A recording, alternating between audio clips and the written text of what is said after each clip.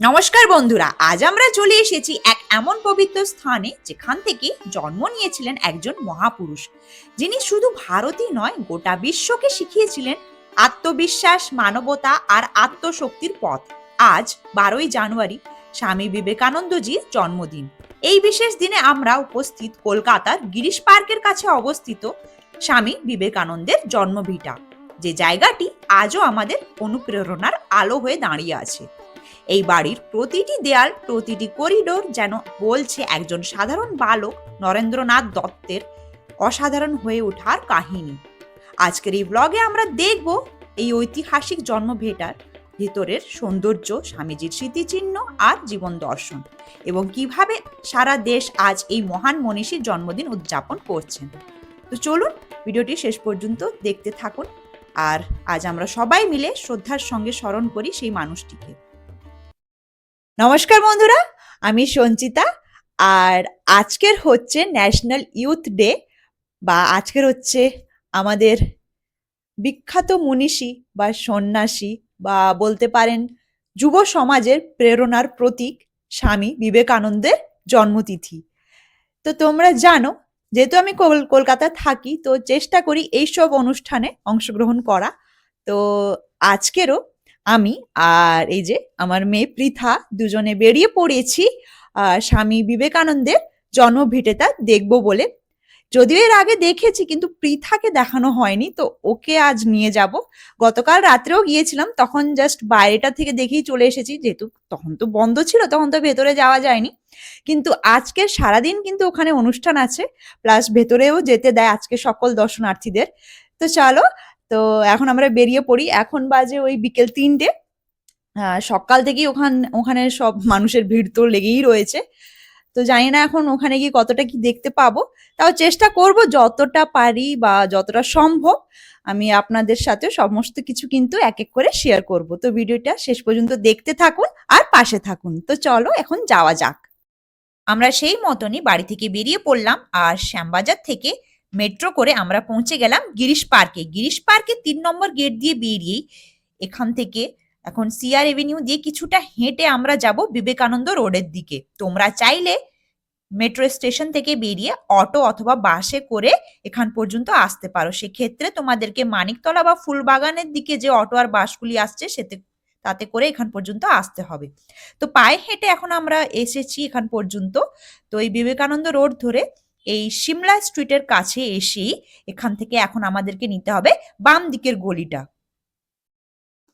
এই এই রাস্তা থেকে এখান থেকে এখন আমরা যাব বাম দিকে, বাম হাতেই পড়বে। একদম সামনেই ওই যে বাড়িটি দেখা যাচ্ছে, ওটি হচ্ছে সেই মনীষীর বা মহান ব্যক্তির বাড়ি। বা অথবা তোমরা এখান থেকে আরেকটু এগিয়ে গেলেও পরের মোড়টা থেকেও যেতে পারো। দুদিক দিয়ে যাওয়া যায় এই বাড়িটিতে, দুদিক দিয়ে কিন্তু এন্ট্রি গেট রয়েছে। তো এখন আমরা পায়ে হেঁটে এসেছি, তো সময় লাগলো ওই 7 থেকে 8 মিনিট। তো প্রথমেই যে গলি দিয়ে আমি ঢুকে পড়েছি, এখানে বাড়িটির ব্যাক সাইডটা দেখতে পেয়েছি, যেখানে রয়েছে রামকৃষ্ণ মঞ্চ। তো দেখি এটা দিয়ে ঢোকা যায় কিনা, নাহলে আবার আমাকে ফ্রন্ট সাইড দিয়ে যেতে হবে।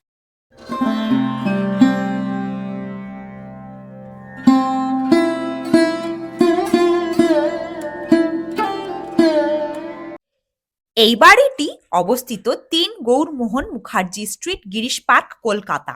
এখানে 1863 সালের 12ই জানুয়ারি জন্মগ্রহণ করেন নরেন্দ্রনাথ দত্ত, পরবর্তীতে যিনি বিশ্ববিখ্যাত স্বামী বিবেকানন্দ।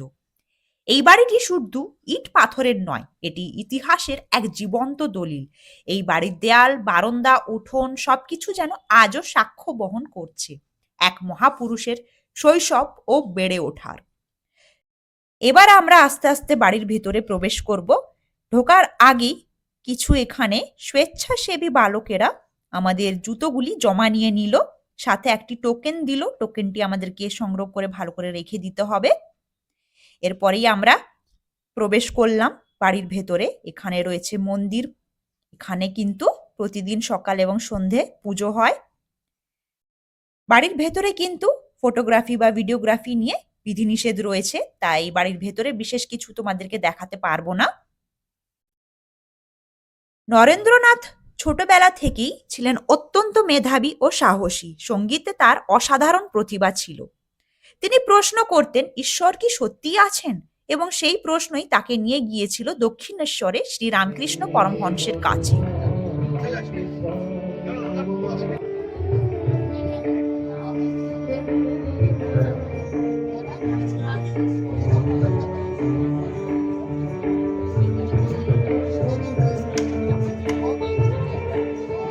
আজকের এখানে ভিতরে মঞ্চ করা হয়েছে, এখানে বসবার জন্য ব্যবস্থাও করা হয়েছে। এখানে সকাল সন্ধে কিন্তু আজকের দিনে অনুষ্ঠান হচ্ছে। এখন আগামী 16ই তারিখ পর্যন্ত কিন্তু প্রতিদিন সন্ধেবেলা এখানে অনুষ্ঠান হবে। একটি আমি অনুষ্ঠান সূচি দিয়ে রাখলাম, তোমরা একটু স্ক্রিনে চোখটা বুলিয়ে নিও।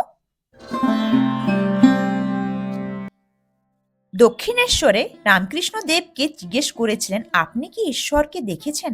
রামকৃষ্ণ উত্তর দেন, হ্যাঁ, আমি ঈশ্বরকে দেখেছি, যেমন তোমাকে দেখছি। এই কথাই বদলে দেয় নরেন্দ্রনাথের জীবন। রামকৃষ্ণের তিরোধানের পর নরেন্দ্রনাথ সংসার ত্যাগ করেন, সন্ন্যাস গ্রহণ করেন। নাম হয় স্বামী বিবেকানন্দ।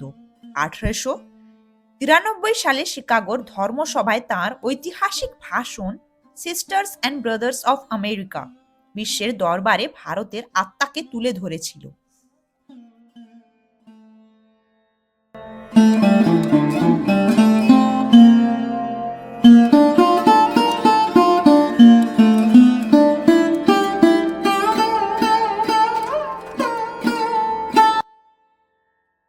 আমরা বেশ কিছুক্ষণ এখানে সময় কাটিয়ে এবার আস্তে আস্তে বাইরের দিকে বেরিয়ে যাচ্ছি। বেরোবার আগে আমাদেরকে সবাইকে একটু করে প্রসাদ হিসেবে এই লাড্ডু দেয়া হলো।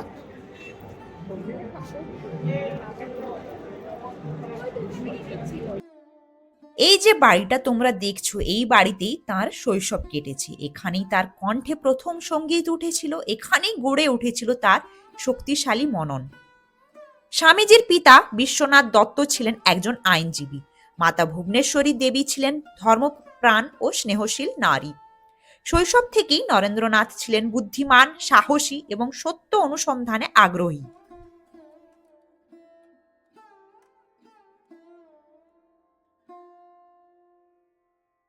পরবর্তীকালে রামকৃষ্ণ মিশনের তত্ত্বাবধানে এই বাড়িটিকে রূপান্তর করা হয় এক ঐতিহাসিক মিউজিয়ামে। আজ এখানে সংরক্ষিত স্বামীজির ব্যবহৃত সামগ্রী, হাতে লেখা পত্র, শিকাগো ভাষণের স্মারক, পারিবারিক ছবি, রামকৃষ্ণ সারদা মায়ের স্মৃতিচিহ্ন রয়েছে। এই মিউজিয়ামের ভেতরে ঢুকলে এক অপার্থিব শান্তি অনুভূতি হয়। প্রতিটি ঘর যেন কথা বলে ইতিহাসের ভাষায়। এই মিউজিয়ামের ভেতরে কিন্তু প্রবেশ করে আপনারা ঘুরে দেখতে পারেন। শুধুমাত্র জন্মতিথি বলেই নয়, অন্যান্য দিনেও আপনারা এখানে এসে ঘুরে দেখতে পারেন। এখানে মিউজিয়ামে ভেতরে মন্দির রয়েছে, আর সবকিছুর জন্য একটি দর্শনের কিন্তু সময় রয়েছে। সময়টি হচ্ছে সকাল 6:30 থেকে দুপুর 12টা পর্যন্ত, আর বিকেল 3টে থেকে সন্ধে 7:30 পর্যন্ত। অক্টোবর টু মার্চ আর এপ্রিল টু সেপ্টেম্বর হলে রাত্রি 8টা পর্যন্ত সকলের জন্য কিন্তু এই মিউজিয়াম প্লাস মন্দিরটি খোলা থাকে। তো আপনারা এই সময়ের মধ্যে এসেও এখানে এসে ভেতরে সমস্ত কিছু ঘুরে দেখে যেতে পারেন। তো আজকের দিনে, এই বিশেষ দিনে বাইরের ভিড়টা দেখতেই পাচ্ছ, কিভাবে মানুষেরা সব এসছেন আজকের এই বিশেষ দিনটিকে উপভোগ করতে, আর সেই মহান মনীষীর পাশে দাঁড়িয়ে তার স্মৃতিকে স্মরণ করতে বা তার অনুভূতিগুলোকে স্মরণ করতে সকলেই এখন এসেছেন।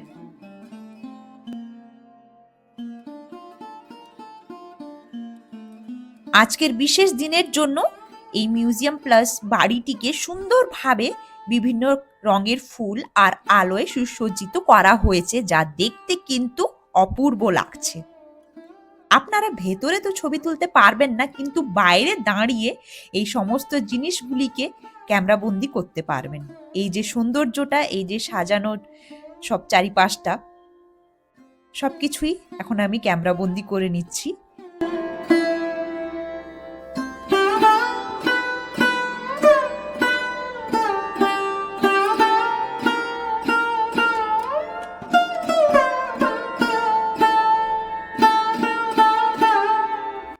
স্বামীজি বলতেন, আমার দেশকে চাই লৌহ মানবের মতন যুবক। আজকে যুব সমাজের জন্য এই মিউজিয়ামটি একটি জীবন্ত শিক্ষালয়। এই জন্ম ভিটা আমাদের শেখায় বড় হতে বিশেষ কিছু দরকার হয় না, দরকার শুধু অদম্য বিশ্বাস আর সাধনা। আজ এই জন্মভিটার সামনে দাঁড়িয়ে মনে হয় এই জায়গা থেকে শুধু একজন মানুষ জন্ম নেয়নি, এখান থেকে জন্ম নিয়েছিল এক বিপ্লব, যার আলো আজও আমাদের পথ দেখায়। এবার আমরা এই পুরো মিউজিয়াম প্লাস বাড়িটিকে ঘুরে দেখবার পরে আস্তে আস্তে এবার রাস্তা খুঁজছি এখান থেকে বেরোবার জন্য। তোমরা দেখতেই পাচ্ছ এখন ভিড়টা কিরকম হয়েছে, লাইন পড়ে গেছে ভিতরে যাবার জন্য। যেহেতু এখন 4:30 বেজে গেছে, আর যতই বিকেল হচ্ছে ততই ভিড়টা যেন আরো বেড়ে চলেছে।